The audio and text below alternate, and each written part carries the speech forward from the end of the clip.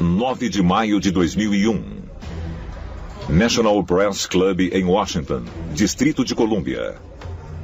Durante uma entrevista coletiva sobre o projeto Revelação, o ex-sargento do Exército Clifford Stone fez um anúncio surpreendente, afirmando que, por mais de 2 décadas, ele fez parte de uma unidade de operações militares ultra-secreta encarregada de recuperar tecnologia extraterrestre para o governo dos Estados Unidos.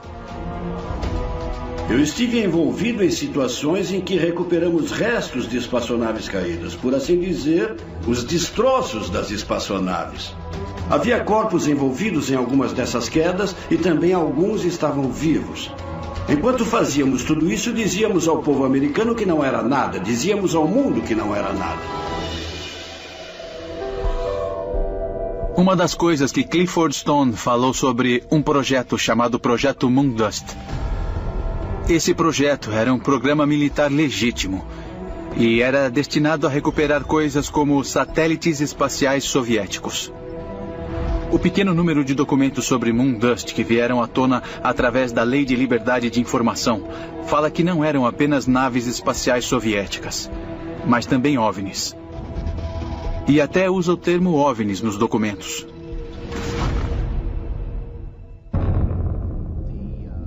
De acordo com Stone, ele foi o primeiro a responder a 12 quedas de OVNIs, mas só no dia seguinte à entrevista coletiva, durante uma sessão fechada com Stone e membros do Congresso, ele revelou algo ainda mais chocante sobre seus relatos em primeira mão com entidades alienígenas.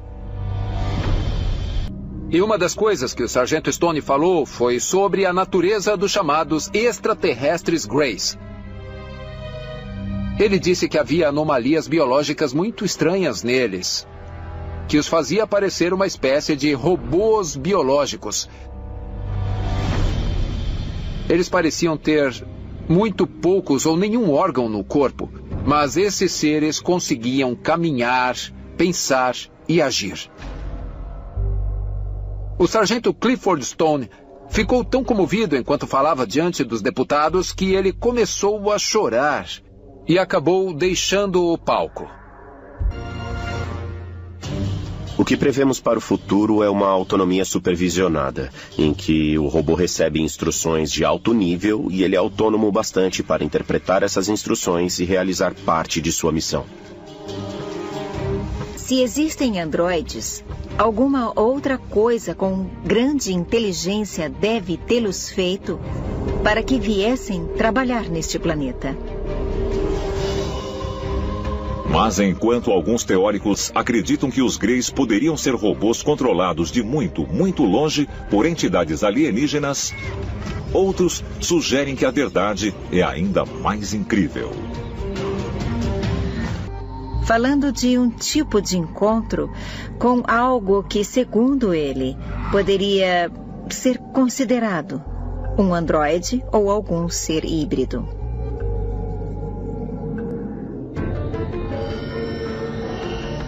É possível que os chamados Greys, relatados por pessoas supostamente abduzidas, fossem robôs controlados de fora do nosso planeta?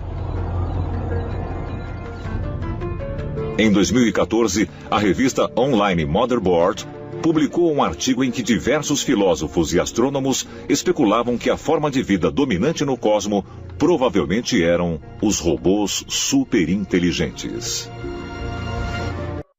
Os computadores vão assumir o lugar dos humanos. O futuro é assustador. Até mesmo Stephen Hawking e o fundador da Tesla Motors, Elon Musk, previram que as máquinas logo poderão ultrapassar e até substituir os humanos. Muitos cientistas e pensadores afirmaram que, no final, as máquinas vão dominar o mundo. Os computadores estão ficando mais rápidos e poderosos. Uma hora projetaremos máquinas que vão criar máquinas ainda melhores. Se forem mais espertas que nós, melhor tomar cuidado. No Instituto Internacional de Pesquisa Avançada de Telecomunicações, o Dr. Hiroshi Ishiguro e sua equipe desenvolvem uma série de robôs. seres humanos artificiais incrivelmente realistas, tanto em sua aparência como em suas expressões faciais. Quando estamos sentados, nunca paramos. Nossos olhos, a cabeça e o corpo estão sempre em movimento. Então, nós desenvolvemos um mecanismo para imitar esse movimento humano subconsciente. Esse robô faz parte da série Geminoid e foi projetado para ser idêntico ao seu criador. Mas o que o diferencia de outros robôs do mesmo tipo é o número de motores em miniatura, chamados atuadores, utilizados para simular a expressão humana. Enquanto a maioria usa cerca de 10, os geminoides mais recentes usam mais de 50. Dentro da pele facial, há alguns atuadores pneumáticos que ficam puxando ou empurrando a pele para podermos recriar as expressões faciais. O robô é programado para imitar a melhor forma possível os movimentos que um humano faz quando está em repouso. Ele também pode ser operado remotamente. Quando este robô é operado remotamente, o movimento da cabeça é copiado no robô. Além disso, quando o operador fala alguma coisa, o sistema analisa o que está sendo dito e gera automaticamente o movimento dos lábios. Enquanto os robôs geminoides se concentram principalmente em simular as expressões faciais, os engenheiros do Laboratório de Robótica Centrada no Ser Humano, da Universidade do Texas, desenvolveram um robô chamado Dreamer, que pode executar uma impressionante série de movimentos corporais. Fizemos o Dreamer ser mais parecido com uma pessoa através das expressões, das formas e das dimensões de um humano. E tornamos os movimentos muito mais parecidos com os dos humanos ao compreender e aprender com as pessoas. Então, o que torna único o movimento do Dreamer é o que chamamos de controle do corpo todo. O torso do Dreamer está apoiado sobre uma base com rodas. Mas um conjunto de pernas robóticas está sendo desenvolvido, o que tornará o Dreamer totalmente móvel em 2 anos. Na verdade, queremos que essas máquinas vivam 100 anos sem assistência, sem qualquer tipo de supervisão. Ao combinar as características realistas dos androides, como as desenvolvidas por Hiroshi Ishiguro, com a mobilidade de robôs, como o Dreamer, os cientistas acreditam que logo chegará uma época em que os seres humanos artificiais serão praticamente idênticos às pessoas reais. Nós vamos conseguir criar sistemas robóticos bem parecidos ao ser humano, a ponto de se tornarem quase indistintos, em movimento e na morfologia.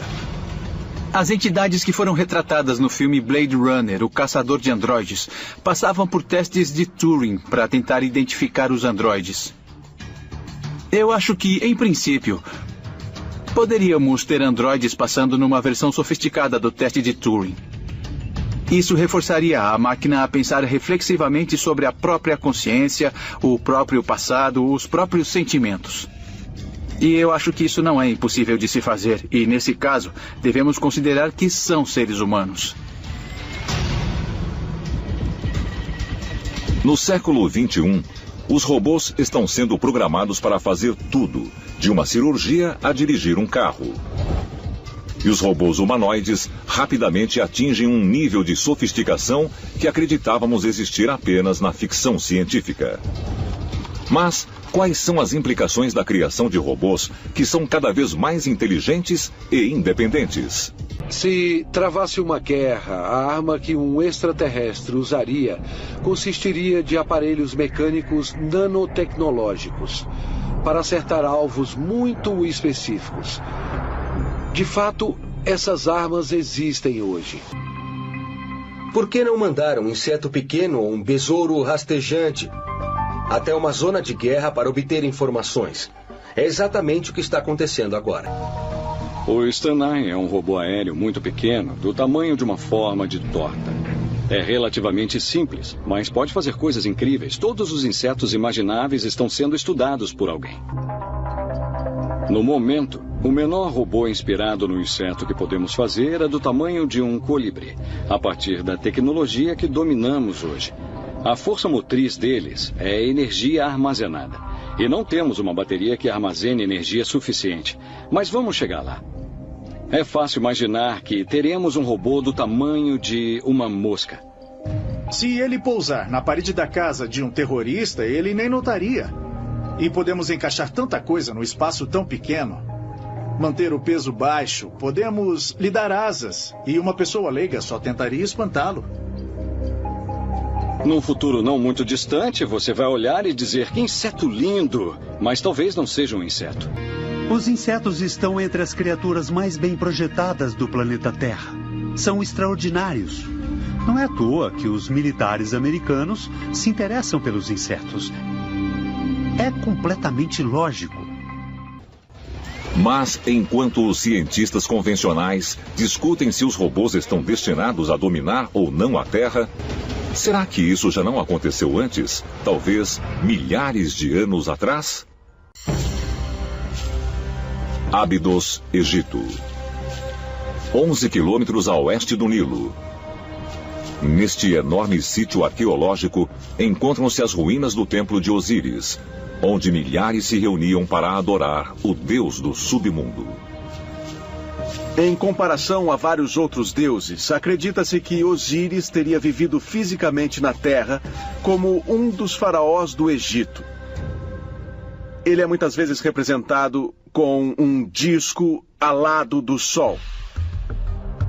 E embora muitos estudiosos tenham sugerido que isso nada mais é do que uma forma de adoração ao Sol, esse Sol, de acordo com a visão egípcia, também tinha asas e descia do céu. Então, na minha opinião, outra coisa que foi descrita, um evento extraterrestre que de fato ocorreu na vida real. A maioria dos deuses egípcios eram, na realidade, visitantes extraterrestres.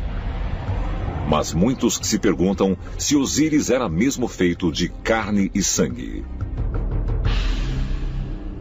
Uma das histórias mais famosas que estão ligadas a Osíris é a de que ele foi desmembrado pelo irmão invejoso Sete. Sete teve um acesso de fúria e despedaçou o corpo do irmão, rasgando-o em 14 pedaços que foram espalhados por todo o reino. Mas Ísis, a esposa leal, procurou por toda parte e encontrou os pedaços e reuniu todos eles. Ísis conseguiu ressuscitá-lo. Mas quando eu escuto uma história como essa, que um ser é desmembrado e então alguém reúne os pedaços e consegue milagrosamente ressuscitá-lo, eu tenho que fazer essa pergunta. É possível que Osíris não fosse uma entidade biológica, mas talvez algum tipo de máquina ou robô?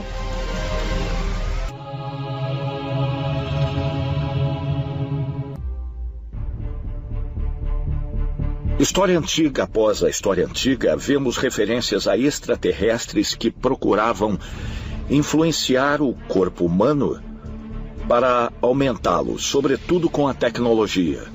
Os extraterrestres estariam observando a humanidade há milhares de anos e nos trouxeram até este ponto porque querem que nós tenhamos uma tecnologia avançada e também nos tornássemos a própria tecnologia, até que estejamos prontos para ser como eles.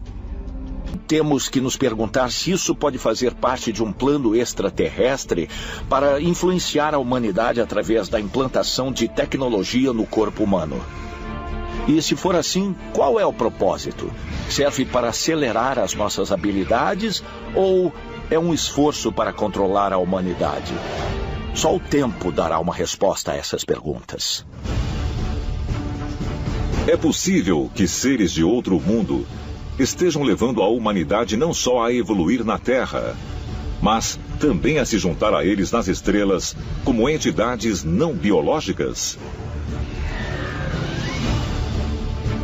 E a nossa dependência crescente de computadores, celulares, internet e até partes do corpo sintéticas poderiam integrar um vasto plano extraterrestre, fazendo com que os seres humanos se tornem cada vez mais parecidos com a tecnologia da qual somos tão dependentes. Talvez o destino da humanidade não seja ter um contato imediato com os antepassados, mas com os nossos eus do futuro. E quando esse dia chegar, os seres humanos, como conhecemos, talvez sejam considerados mais do que sistemas operacionais obsoletos.